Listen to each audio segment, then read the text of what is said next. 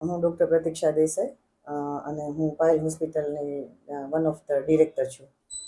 Madam, ખાસ કરીને ગઈકાલથી જે ઘટના સામે છે, વિડીયો વાયરલ થયા છે, આખું હોસ્પિટલનું સ્ટ્રક્ચર કઈ રીતના છે અને જે સીસીટીવીનો ઇસ્યુ શું આખી હકીકત? આપણી પાયલ મેટર્નિટી હોસ્પિટલ 6 વર્ષથી કાર્યરત છે અને પૂરા NABHના ક્રાઇટેરિયા પ્રમાણે, એટલે કે ઇન્ડિયન મેડિકલ સાયન્સનું જે રૂલ્સ રેગ્યુલેશન હોય એ પ્રમાણે બાંધવામાં આવેલી છે. અને એના માટેના સ્પેશિયલ કન્સલ્ટન્ટ દ્વારા આપણે આખી એનું જે સ્ટ્રક્ચર બનાવવામાં આવેલું છે. પણ અમને જે ગઈકાલે એકદમ શોકિંગ જે ન્યૂઝ મળ્યા છે એ અમારા માટે પણ ખૂબ જ વિચારવા લાયક અને એકદમ આઘાતજનક રહ્યા. કેમ કે અમને ખબર જ નહોતી કે અમારા કેટલાક કોન્ફિડેન્શિયલ કેમેરા હોય કે જે માત્ર ડૉક્ટર પાસે જ એના એક્સેસ હોય, તો એ કોઈક હેક થઈ ગયા છે અને આ રીતના આખી એની ક્લિપ છે એ વાયરલ થવા લાગી છે.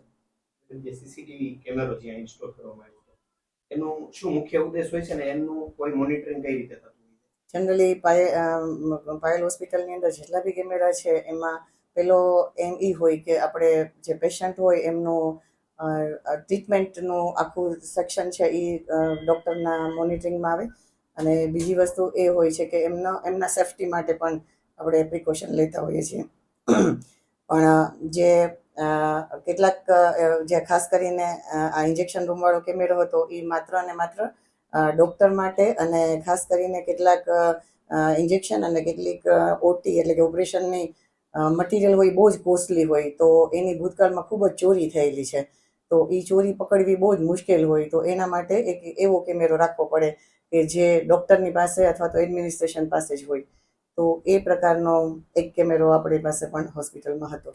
આજે કેમેરાના વિડીયો વાયરલ થયા છે, એનું ડિસ્પ્લે કોઈ હતું? કઈ રીતના હતું રેકોર્ડિંગ? ના, જનરલી એનું ડિસ્પ્લે હોય જ નહીં, કેમ કે રેગ્યુલર જોવાના જે પણ કેમેરા હોય એની અંદર માત્ર ને માત્ર જે સિક્યુરિટી માટેની જરૂરી હોય એ જ કેમેરા હોય.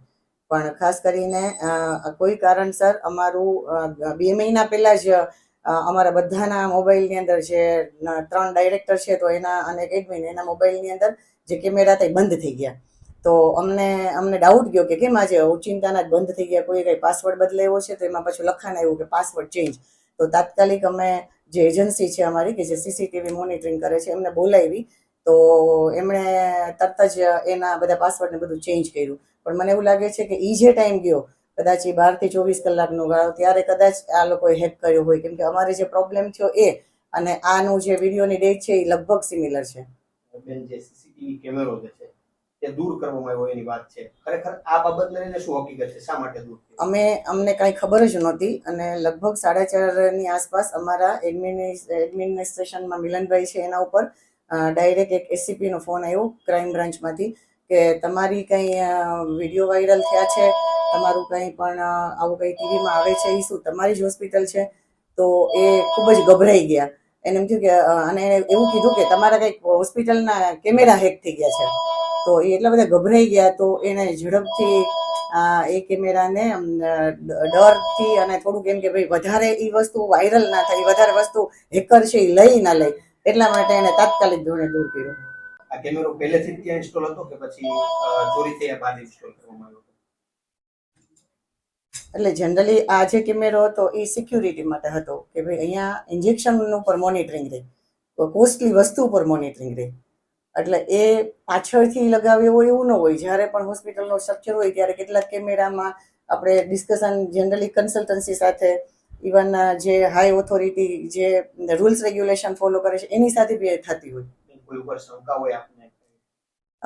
શંકા તો અમે કેવી રીતના કહી શકીએ, પણ હું એટલું ખાસ કહું કે જલ્દીમાં જલ્દી અમે એના માટેની જે ફરિયાદ પણ તાત્કાલિક નોંધાવી છે અને ખૂબ જલ્દી આ કોઈ પણ ગુનો કર્યો છે એ પકડાઈ જાય અને કોઈ કદાચ અંદરનો સ્ટાફ હશે તો પણ એને જરા પણ બરકત કરવામાં નહીં આવે, એને કડીમાં કડી સજા મળે એવું હોસ્પિટલ વિશ કરે છે. કેમ કે એઝ એ ગાયનેકોલોજીસ્ટ અમારી પહેલી પ્રાયોરિટી હોય કે અમારી ત્યાં આવતી ફિમેલ સ્ટાફને સેફટી અને એક સિક્યુરિટી ફીલ થાય.